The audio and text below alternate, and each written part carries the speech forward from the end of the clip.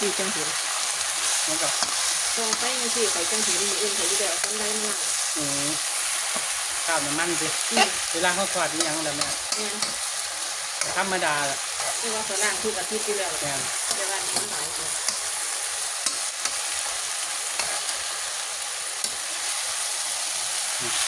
พัดไปชี้แล้วตัวหน่อยมักกินนี่น้องผักเก็บมาใหม่ๆต้องพัดโหลดพี่น้องมันจะอ่อน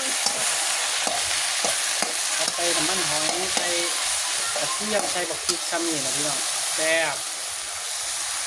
เย็บโอ้ยคือเสร็จไงมากปลาสิพัดไปอยู่